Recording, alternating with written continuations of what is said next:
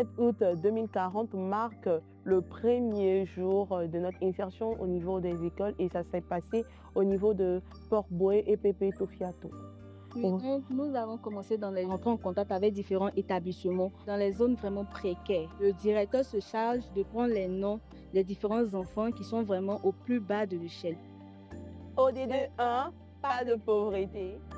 Je me souviens des premiers drones et aussi des robots que nous avons déployés lors du planting. Je me souviens, on avait planté jusqu'à 20 000 arbres ce jour-là. en une année. Il y a eu la présence du ministère de la Forêt qui était là avec nous. Les chefs coutumiers qui ont aussi porté l'appui pour la communication dans les différents villages, les campements et autres. ODD 15, vie terrestre. Tous deux passionnés de l'environnement, nous avions mis en place depuis 2025, donc maintenant 25 ans, un projet intitulé Ville verte. Et ce projet a aujourd'hui constitué le renouvellement à près de 80% du couvert forestier national ivoirien, mais aussi à verdoyer les zones urbaines de la Côte d'Ivoire. ODD 11, ville, communauté durable. Alors, je suis Doria Kwaku, je suis présidente de Humanitarian Adjoint. Je suis avec ma binôme. Kaboré Marie, présidente du groupe de soutien aux familles et enfants démunis. Il faut dire que nous sommes copines. Nous nous sommes rencontrés lors d'un atelier. Précisément à Angré. Vraiment, on s'est accrochés. Après l'atelier, on a vu qu'on avait plus ou moins la même vision. Et après ça, on a décidé de faire chemin ensemble.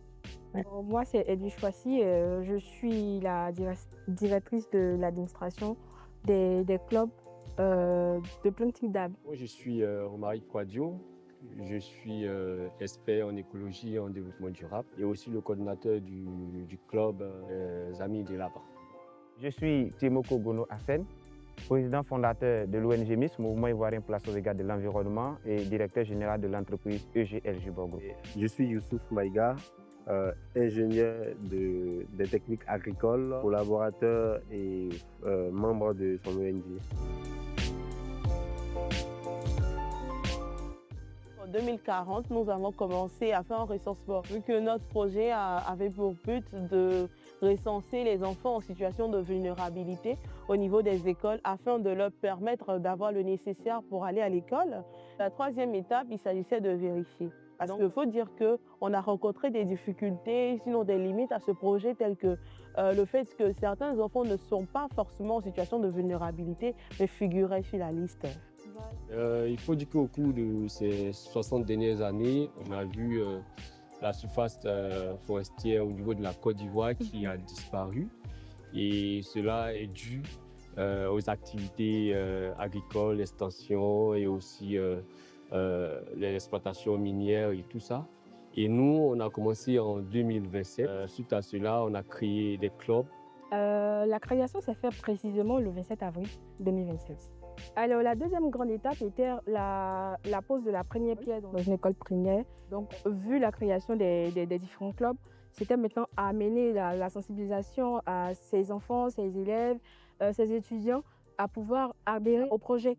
Donc, ça a été la pose de la première pierre dans une école primaire à Yamoussoukro.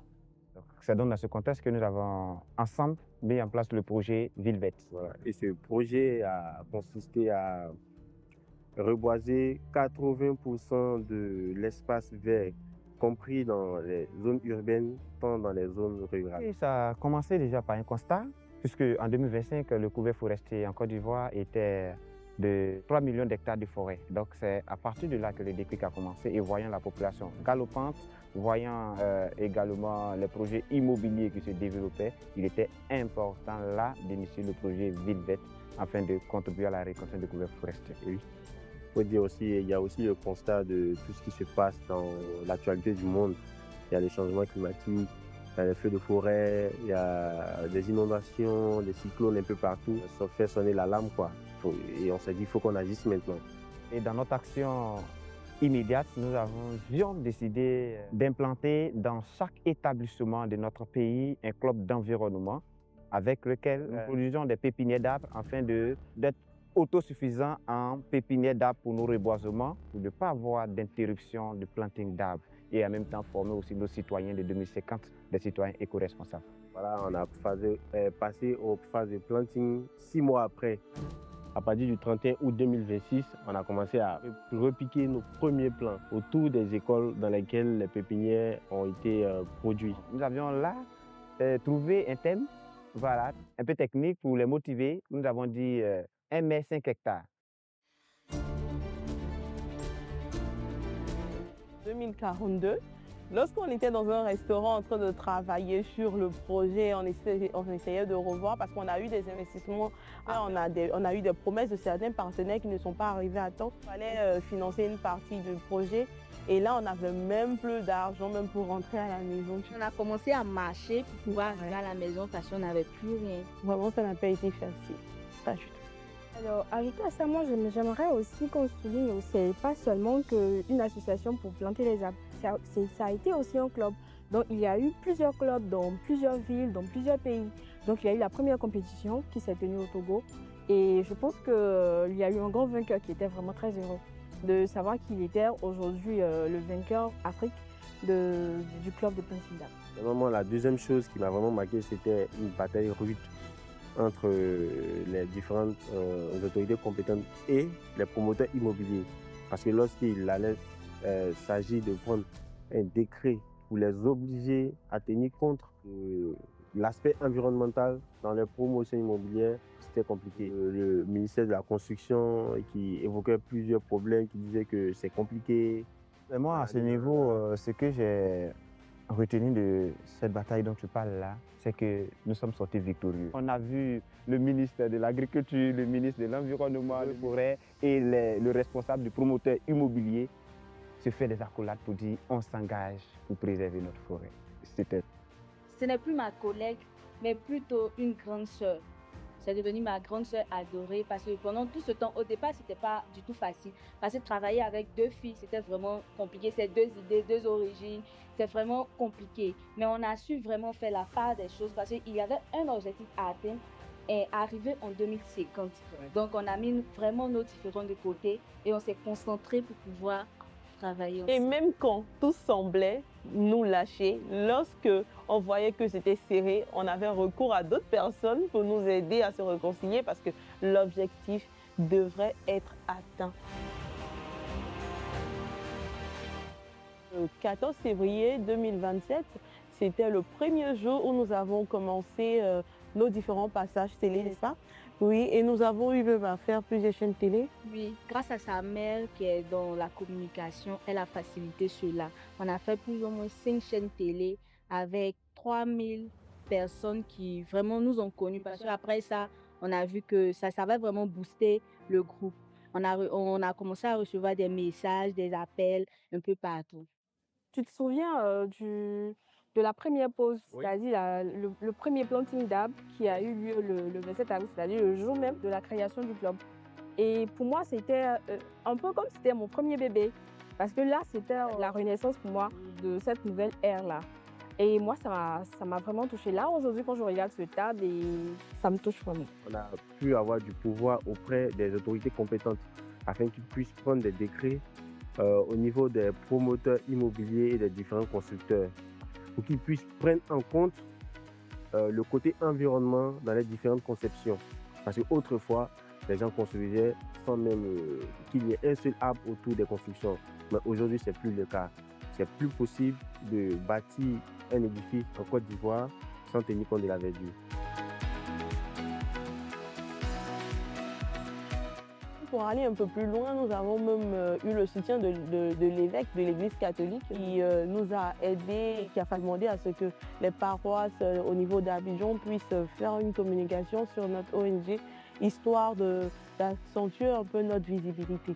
Je ne sais pas si tu te souviens également des moments que nous avons passés dans les forêts reboisées en 2040, lorsqu'on était en train de visiter tous nos exploits.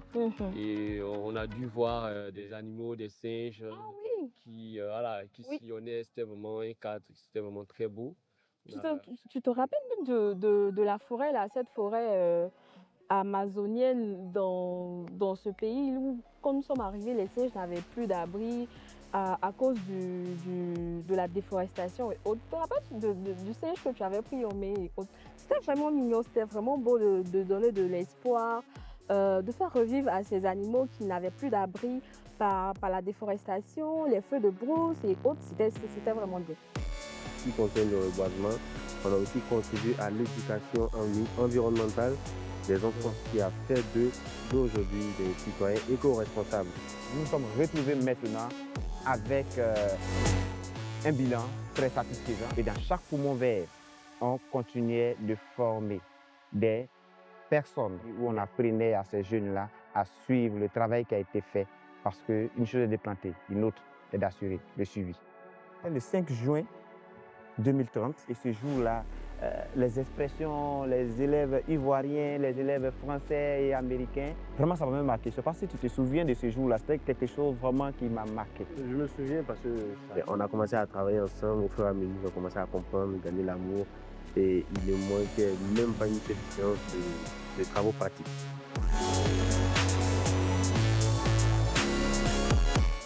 Alors, il faut dire que nous avons commencé avec une petite école qui avait pour environ 50 enfants. Et aujourd'hui, en 2050, nous nous retrouvons avec plus de 3000 enfants qui arrivent à manger à leur faim et à aller à l'école convenablement. Disons, en 2025, ces enfants que nous avons pris hier, aujourd'hui, arrivent à se prendre en charge, arrivent à soutenir d'autres enfants, arrivent même à soutenir leurs différents parents. Et pour nous, c'est réellement une fierté. Avec la médiatisation des actions que nous avons menées voilà, sur le terrain, avec le nombre d'hectares passé de 9 à 20 millions en Côte d'Ivoire. Et nous sommes passés aussi avec les potagers dans les ménages.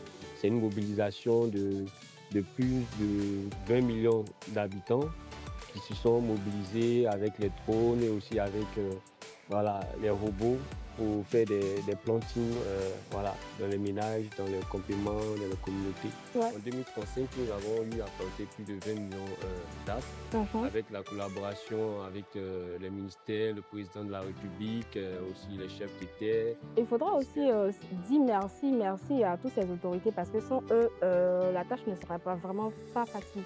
Il y a eu la présence du ministère de la Forêt qui était là avec nous.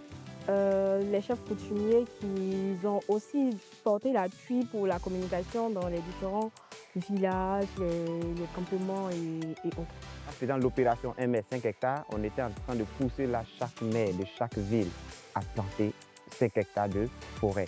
Ce qui nous a permis jusqu'en 2050 de passer de 3 millions d'hectares de forêt à aujourd'hui plus de 20 millions de forêts et d'arbres dans les zones urbaines. Voilà.